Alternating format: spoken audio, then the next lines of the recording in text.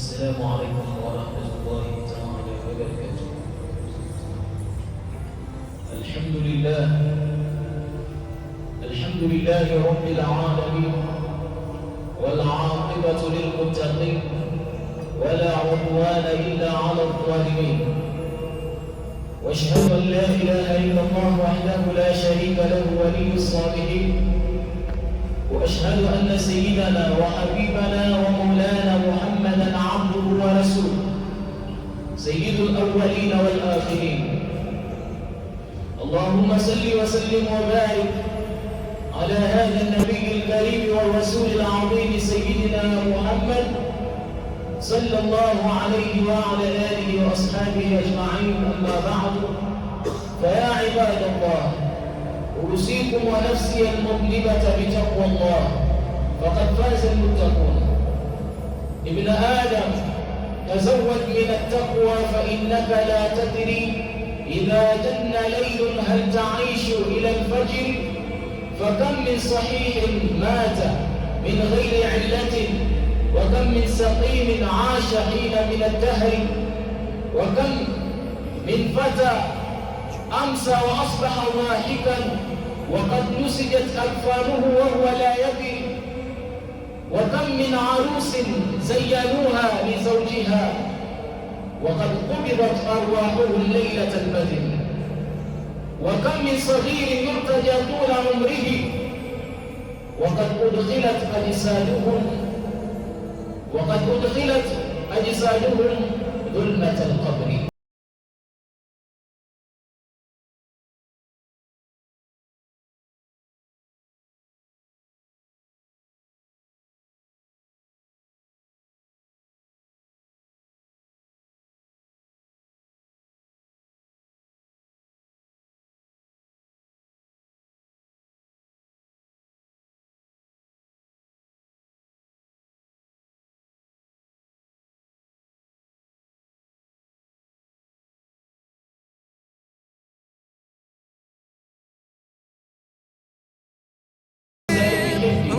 Mwingine naye Allah subhanahu wa ta'ala, pamoja na kumtakia rahma za ziada Bwana Mtume Muhammad sallallahu alaihi wa alihi wa sahbihi wasallam.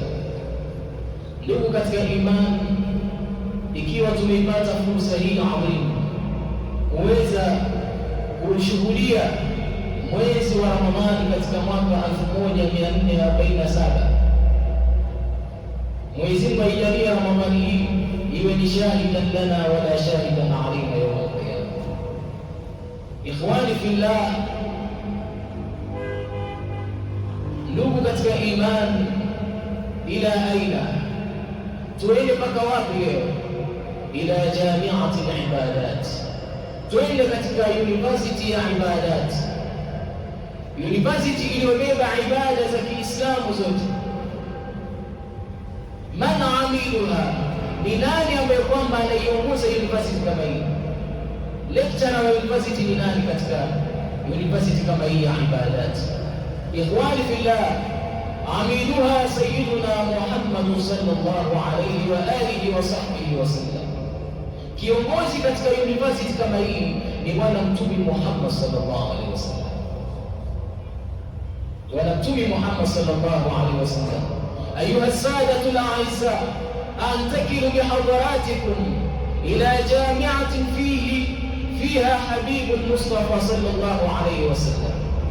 هذه الجامعة مكتوب على بابها: وما أمروا إلا ليعبدوا الله مخلصين له الدين حنفاء ويقيموا الصلاة ويؤتوا الزكاة وذلك دين القيمة. نوبلك katika jamia ambayo kwamba inaongozwa na Bwana Mtume Muhammad sallallahu alaihi wasallam. Jamia kama hii imeandikwa katika mlango wake, ile moto yake ni gani? Moto yake inasema: wama umiru illa liya'budullah, hamkuamrishwa isipokuwa mumwabudu Allah subhanahu wa ta'ala kwa ikhlas, musimamishe swala, mutoe zaka, kwa sababu hiyo ndiyo dini ambayo kwamba imesimama. Ikhwani fillah, hadhihi aljami'atu jami'atu alibadat. Hii university imekusanya ibada zote katika dini ya Uislamu, lakini university hii iliyokusanya ibada zote, ikhwani fillah, وتشتمل على كليات الخمس. Imekusanya ndani yake kuna kampasi zimegawanyika tano, kuna kozi ambazo kwamba zipo tano. Kuliyatul ula, kozi ya kwanza ama college ya kwanza ndani ya university kama hii, kuliyatut tauhid, ni kozi ya tauhid, la ilaha illa Allah.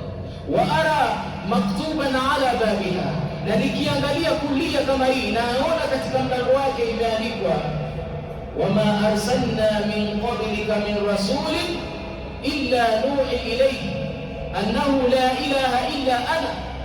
Imeandikwa kwamba hatukutumiliza katika mitume isipokuwa kabla yako wewe, isipokuwa tuliwaletea wahi tukiwaambia kwamba hakuna anayepasa kuabudiwa isipokuwa mimi Allah subhanahu wa ta'ala. Wathania, na kulia ya pili,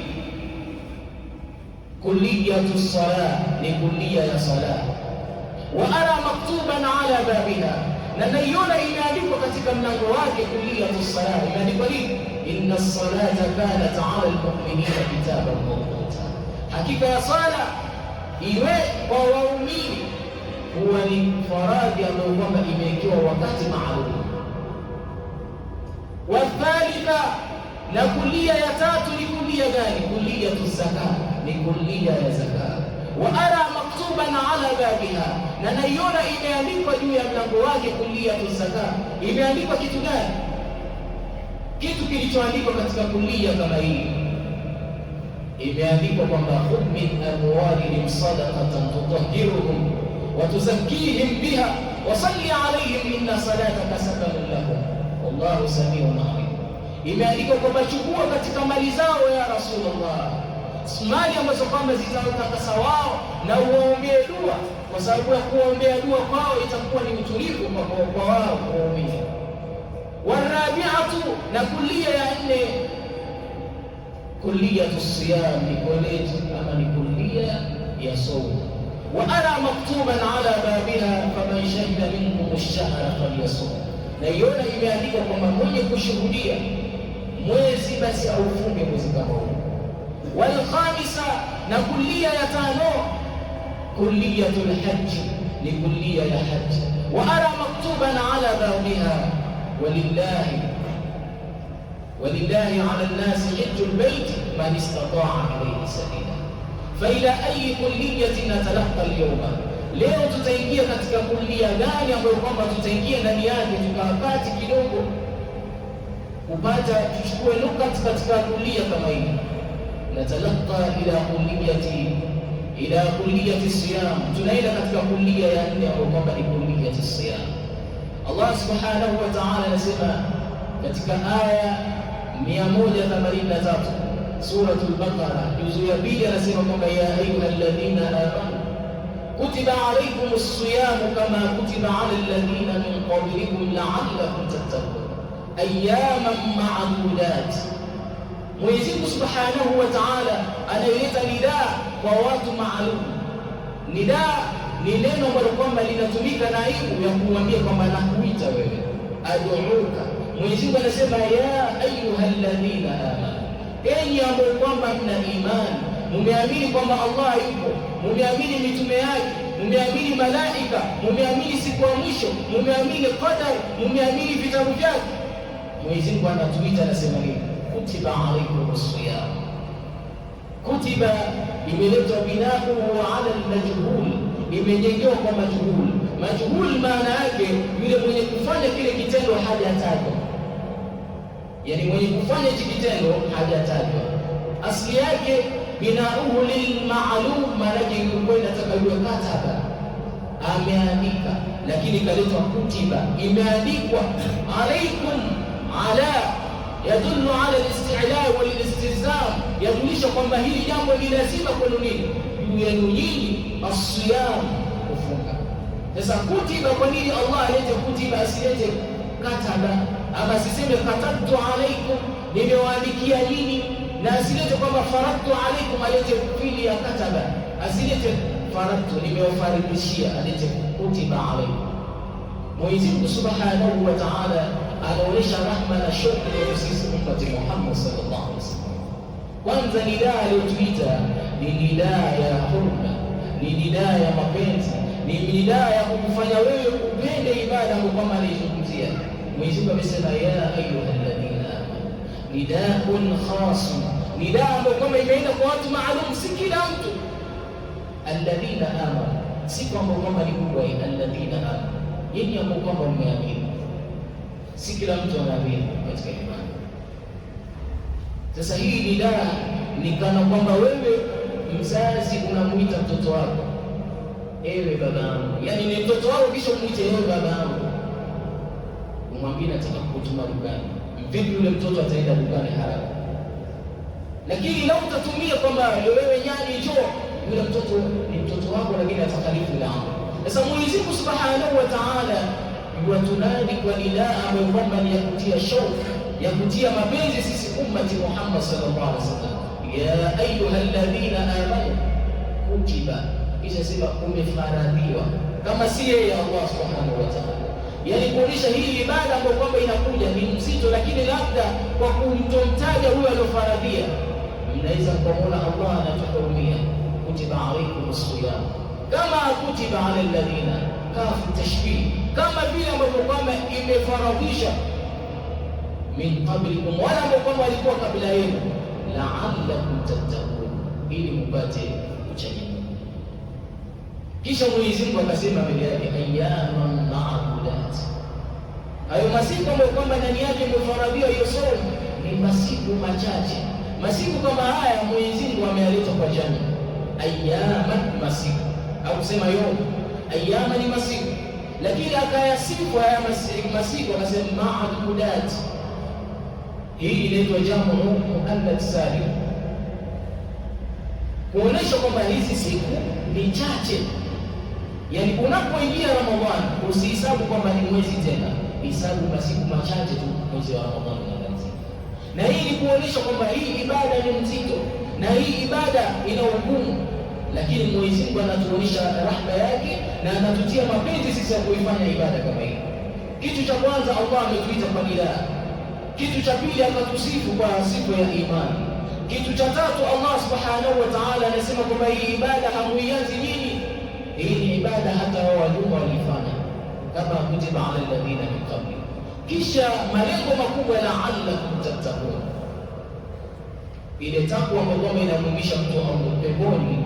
Basi Mwenyezi Mungu anatufanyishia, anatupatia ofa ya kwamba sisi tuingie katika takwa kwa urahisi, akatuwekea ibada ya siyam. Ikhwani fillah, Mwenyezi Mungu Subhanahu wa Ta'ala ameweka ibada hii tukufu ya siyam katika mwezi tukufu wa Ramadhani, na namna alivyoileta ukisoma Al-Qur'an Al-Karim, na ikiwa umeisoma lugha ya Kiarabu utaona utamu wa ibada ya siyam. Isome Suratul Baqara juzuu ya 2. Mwenyezi Mungu Subhanahu wa Ta'ala namna alivyozungumza na sisi waumini. Hadhihi al-ayatu al-karimatu laha sibaqun wa siyaqun wa lihaqun. Hii aya, kuna aya ambayo kwamba imefuatana nayo, ambayo kwamba imekuja kwa namna kama hiyo, lakini inazungumzia ibada nyingine. Hii aya ya siyam, kuna aya ambayo kwamba inaonyesha baada ya somo ni kitu gani ukifanya. Hii aya ya siyam inatoa habari ya aya ya nyuma ambayo kwamba imeelezea namna wema unapotakana uwe. Amma sibaquha, sibaqa ya hii aya, faqawluhu ta'ala walakum fil qisasi hayatun ya ulil albab la'allakum tattaqun.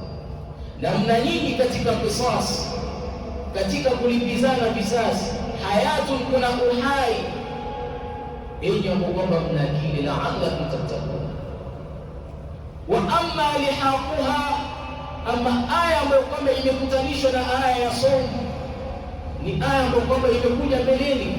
Mwenyezi Mungu Subhanahu wa Ta'ala anasema kwamba wala ta'kulu amwalakum bainakum bil batil wa tadlu biha ila al-hukam litakulu fariqan min amwali nnasi wa antum ta'lamun, wala msile mali zenu baina yenu nyinyi kwa ubatili, ima kwa kupora ama kwa kudhuluma ama kwa kunyang'anya, kisha baada ya hapo mkaziegemeza kwa watu ambao kwamba ni mahakimu, ili mpate kuila mali ya watu kwa ubaya na kwa madhambi, na hali ya kuwa nyinyi ni wenye kulitambua dhambi kama hiyo.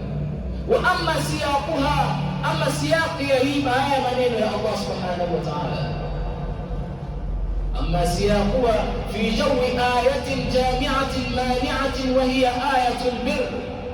يقول الله تبارك وتعالى: ليس البر أن تولوا وجوهكم قبل المشرق والمغرب ولكن البر من آمن بالله واليوم الآخر والملائكة والكتاب والنبيين وآتى المال على حبه ذوي القربى واليتامى والمساكين ومن السبيل والسائلين وفي الرقاب وأقام الصلاة وآتى الزكاة والموفون بعهدهم إذا عاهدوا والصابرين في البأساء والضراء وحين البأس أولئك الذين صدقوا وأولئك هم المتقون. Hii aya ya somo Mwenyezi Mungu anatoka malengo katika somo ni tuipate takwa, lakini Mwenyezi Mungu Subhanahu wa Ta'ala aya ya nyuma Mwenyezi Mungu anatuonyesha takwa ni namna gani inapatikana. Aya 173 Mwenyezi Mungu anatuonyesha ni namna gani takwa inapatikana. Anasema kwamba laysa albirra an tuwallu qibala al-mashriqi wal-maghrib, sio wema kugeuka kuangalia mashariki na magharibi, walakin albirra man amana billah, wema uko katika yule ambaye kwamba atamwamini Allah subhanahu wa ta'ala, ataamini siku ya mwisho, ataamini malaika wa Allah subhanahu wa ta'ala. Mtu kama huyu katika kuamini hivi, akaamini kitabu, akaamini manabii, na pia akatoa mali yake ambayo kwamba hali ya kuwa yeye anaipenda kwa watu waliokuwa karibu, akatoa kwa maskini, akatoa kwa wenye kuomba, akatoa kwa ajili ya kuwakomboa watu katika utumwa. Mtu kama huyu akawa anaitekeleza swala namna inavyotakana, na akatoa zaka namna inavyotakana, na akawa ni mwenye kutekeleza ahadi. Anapoahidi basi anatekeleza ahadi kama hiyo. Mwenyezi Mungu anawasifu mwisho haya, anasema ulaika alladhina sadaqu wa ulaika humul muttaqun, hawa ndio watu ambao ni wakweli, na hawa ndio watu ambao ni wacha Mungu. Sasa ikiwa unaitafuta takwa katika asiyam, rudi aya za nyuma yake, unaipata aya kama hii ambayo kwamba ni siyaku ayati asiyam. Inazungumzia nini? Inazungumzia namna gani sisi tutafika katika takwa. Kwanza tunatakana tuwe na imani, kisha pia imani yetu itupelekee sisi kutekeleza ibada namna inavyotakana, na pia tuwe na ihsani hata kwa wanadamu, katika masala ya ahdi, katika masala ya kutoa tunapovipenda, katika masala ya kusaidia, katika masala ya kuwa wakweli. Sasa aya kama hii ni siyaki ya aya ya 183. Mwenyezi Mungu Subhanahu wa Ta'ala anatuonyesha ukubwa wa ibada kama hii ya siyam. Sasa ikhwani fillah, limadha wada'a al-Qur'an siyaman baina al-iman wa taqwa? Kwa nini hii Qur'an imeweka jambo la somo baina ya imani na taqwa? Mwenyezi Mungu anasema ya ayyuhalladhina amanu, kwanza ni al-iman, kutiba alaykumus siyam, kisha ni as-siyam, kisha mwisho anasema ni la'allakum tattaqun, mwisho kuna taqwa. As-siyam al-iman awwalan was-siyam thaniyan wat-taqwa thalithan. Kwanza ni iman, kisha katikati kuna as-siyam, na mwisho kuna nini? Kuna at-taqwa. Ma huwa as-siyam, ma huwa al-iman, wa ma huwa as-siyam, wa ma hiya at-taqwa? Ni nini iman? Amma al-iman fa huwa at-tasdiq al-qalbi, ama iman ni kusadikisha kwa moyo wako bikulli ma jaa bihi sayyiduna Muhammad sallallahu alaihi wasallam, kwa kile ambacho kwamba mtume sallallahu alaihi wasallam amekuja nacho, kukiamini kile ambacho kwamba mtume amekuja nacho, hapo ndio ni imani. Wama mahalluhu, mahali yake ni wapi? Ni wapi inakaa imani? Allah subhanahu wa ta'ala yaqul ulaika kataba fi qulubihim al-iman wa ayyadahum bi ruhin minhu. Mwenyezi Mungu anasema hao ndio ambao kwamba amewaandikia katika nyoyo zao imani. Walakin Allah habbaba ilaykum al-iman wa zayyanahu fi qulubikum, lakini Mwenyezi Mungu amewapendekezesha nyinyi imani na akaipamba hiyo imani katika nyoyo zenu. Illa man ukriha wa qalbuhu mutma'innun bil iman, isipokuwa yule ambaye kwamba atatilishwa nguvu kulifanya jambo la maasi hali ya kuwa moyo wake ni wenye kutulia kwa imani. Kwa hiyo al-iman mahalluha al-qalb, al-iman mahalluhu al-qalb, imani mahali yake ni katika moyo. Moyo ndio unabeba imani, na ndio maana Mtume Muhammad sallallahu alaihi wasallam akatufundisha kwamba idha salaha al-jasad kulluhu, ala wa inna fil jasadi mudghatan idha salaha al-jasad kulluhu, katika mwili kuna kipande la nofu la nyama, inaposuluhi nofu kama ile la nyama, basi mwili mzima unasuluhi, unakuwa ni mzuri. Ala wa hiya al-qalb, tambua kwamba sehemu kama hiyo ama nofu la nyama kama hiyo ni moyo. Sasa imani imetajwa mwanzo, na imani maana yake ni moyoni. Wama hiya taqwa, taqwa ni kitu gani? Sayyiduna Ali karramallahu wajha anasema kwamba hiya al-khawfu min al-jalil wal 'amalu bit-tanzil wal ridha bil qalil wal isti'dad li yawm ar-rahim. Taqwa ni kitu gani? Ni kumwogopa Allah subhanahu wa ta'ala, wal 'amalu bit-tanzil, na kufanya matendo kwa namna Qur'ani ilivyokuja na hadithi, waridha bil qalil, na kuridhia na kile kichache ambacho kwamba Allah subhanahu wa ta'ala amekupatia, wal isti'dad li yawm ar-rahim, na kujiandaa kwa siku ya safari yako kwenda kuonana na Allah. Tazawwad min at-taqwa fa innaka la tadri idha janna laylun hal ta'ishu ila al-fajr, ana zawadi katika zawadi za uchamungu, kwani hakika wewe hujui inapoingia usiku, je, utafika alfajiri? Ni nani ambaye alikuwa na garanti kwamba ataiona siku ya leo? Fakam min fata amsa wa asbaha dhahika wa qad nusijat akfanuhu wa huwa la yadri. Ni wangapi katika mabarabara ambao kwamba ameingiliwa na jioni na akapambukiwa asubuhi, hali ya kuwa iko na siha, iko na furaha, aliyakuwa kumbe kafani yake inatengenezwa, inashona kwa ajili yake, lakini yeye hajui. Wa kam min sahihin mata min ghairi illatin wa kam min saqimin 'asha hina min ad-dahr. Ni wangapi katika watu waliokuwa na afya zao, wenye nguvu zao, wenye exercise, wenye kufanya kila kitu kwa ajili ya afya zao, wanakufa kwa ghafla. Wa kam min saqimin, na wangapi katika wagonjwa 'asha hina min ad-dahr. Kuna watu ni wagonjwa wameishi miaka 10, wako kitandani, hajawahi kushuka katika kitanda, lakini bado anaishi. Na yule ambaye kwamba unamuona ni barobaro, ni kijana mwenye afya yake, hana maradhi yoyote, mara tu unasikia kwamba leo baada ya dhuhuri kuna saa hii tunaenda kumzika. Wa kam min arusi zayyanuha li zawjiha, na wangapi katika mabibi harusi wamepambwa kwa ajili ya bwana zao. Wa qad qubidat arwahuhum lailatul qadr, na roho zao kumbe zishatolewa katika lailatul qadr. Yani watu ambao kwamba bibi harusi kisha anaolewa, amepambwa, ametengenezwa vizuri kwa ajili ya kuonana na mume wake wa halali, kumbe asubuhi watu wanaenda kumwamsha bibi harusi, ameshapambwa kwa ajili ya bwanake, wanamkuta ameshafariki. Wa kam min sigharin yurtaja tula umri, na ni wangapi katika watoto ambao kwamba wanatarajiwa kukua, kuwa na umri mrefu. Waqad udkhilat ajsaduhum dhulmat al-qabr, na imeingishwa mili yao katika kiza cha kaburi. Ikhwani fillah, tazawwadu min at-taqwa, andaeni zawadi kutokamana na taqwa.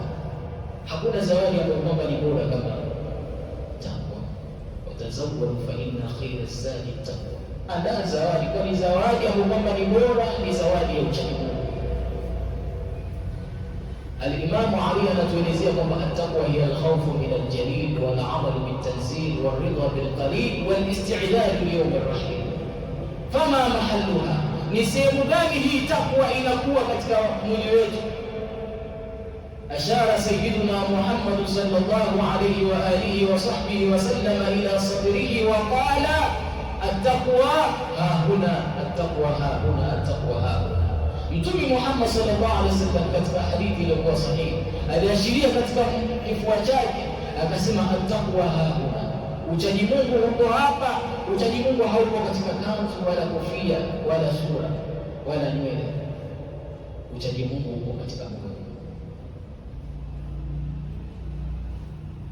Na ndio maana tulipoisoma aya laysa albirra, sio katika wema kwamba wewe unaangalia mashariki magharibi. Maana yake wewe kila siku unasubiri kumwangalia Allah, kuangalia pepo. Unaweza ukawa unaswali lakini moyo wako ni mbaya.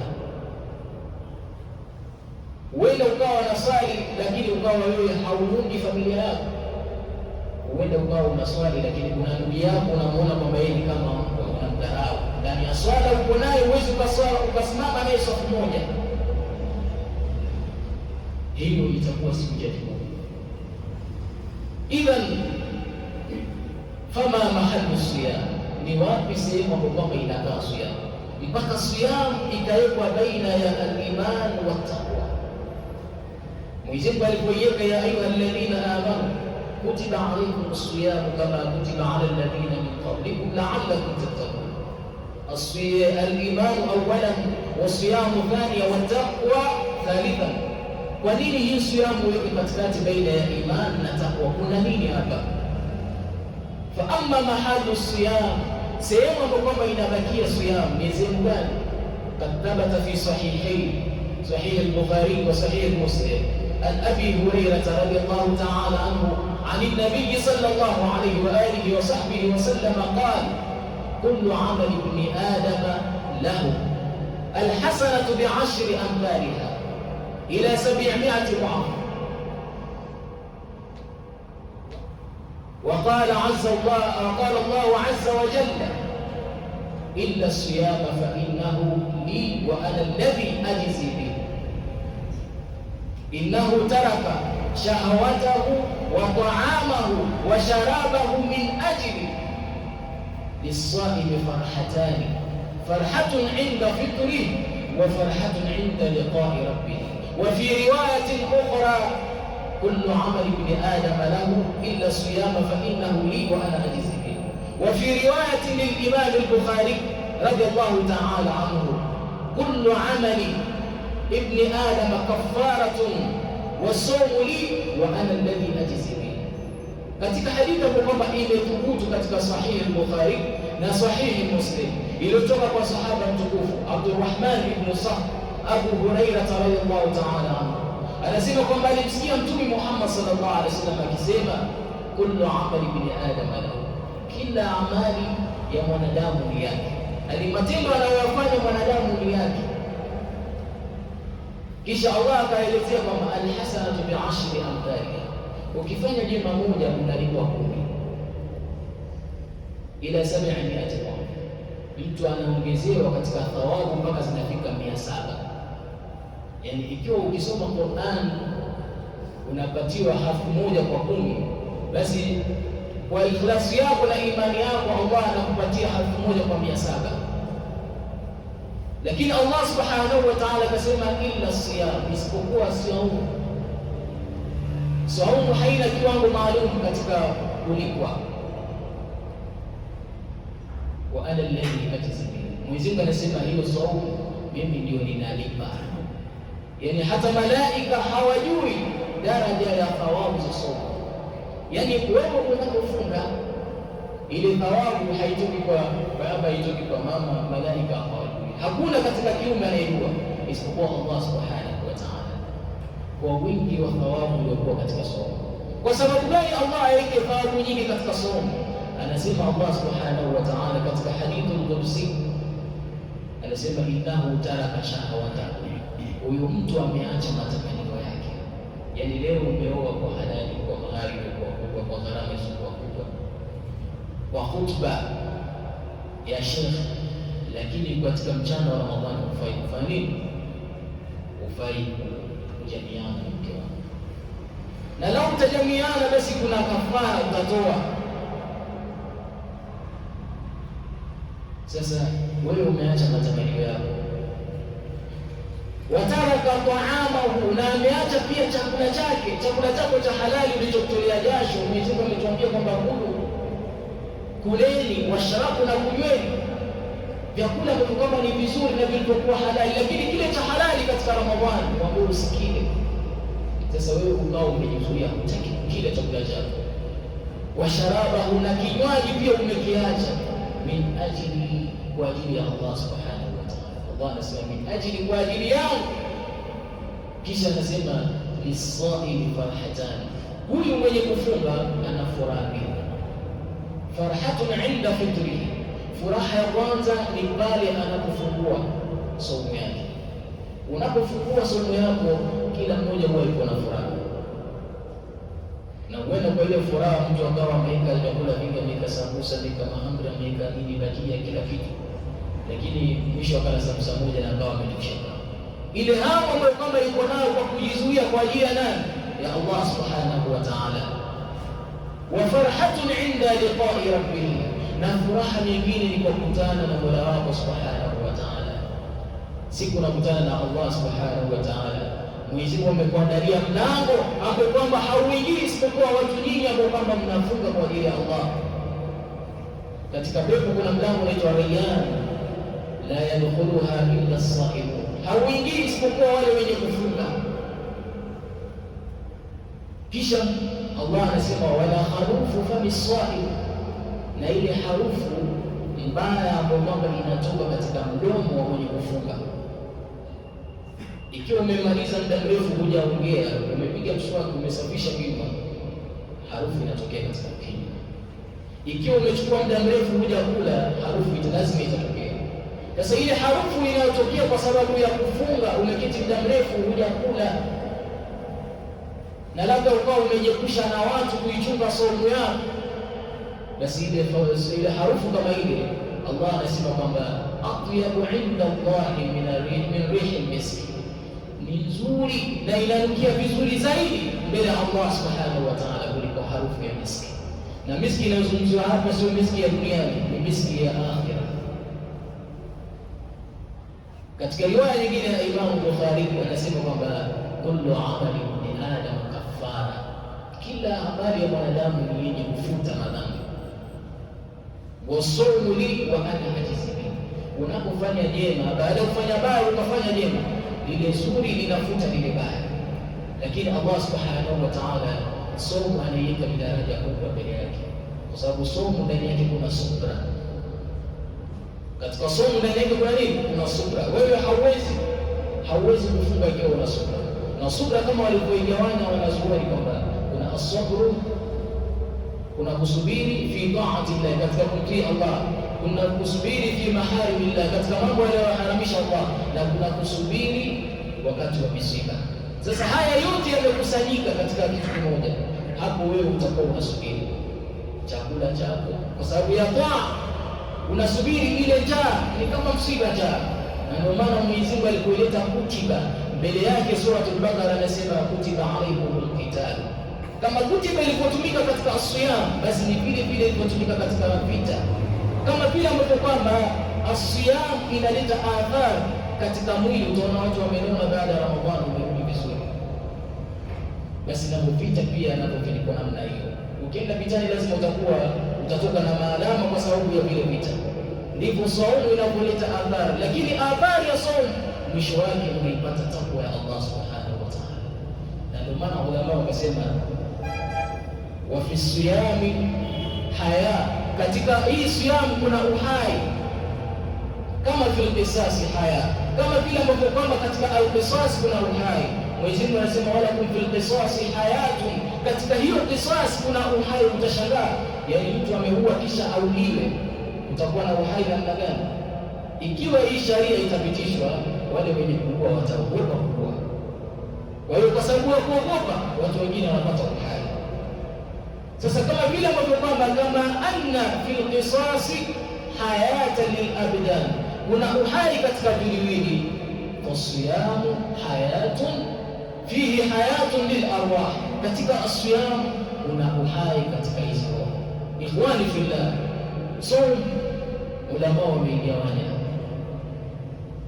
kila mmoja wetu anaijua saumu hii. kwamba ni kujizuia kula, kunywa na kufanya tendo la jimaa na mambo yote yaliyoharamishwa na Allah. Lakini hii somo imegawanywa kulingana na daraja ya watu. Kuna somo inaitwa somo la umum, kisha kuna somo la khusus, kisha kuna somo la khususi. Somo la umum ni somo yetu sote, yaani wewe ukijizuia kula, ukijizuia kunywa, ukijizuia kufanya tendo la jimaa, hiyo ni somo la umum. Lakini kuna watu ambao kwamba wamezidisha katika hayo, yaani wao wakawa wanaswali swala 5 kwa jamaa, wakawa wanaswali sunna, wakawa wanaleta arkan, wakawa wamejiepusha na kila ambayo kwamba ni haramu. Hii inaitwa somo la khususi. Kisha kuna somo la khususi, yaani hii ni somo ya watu special, yani wale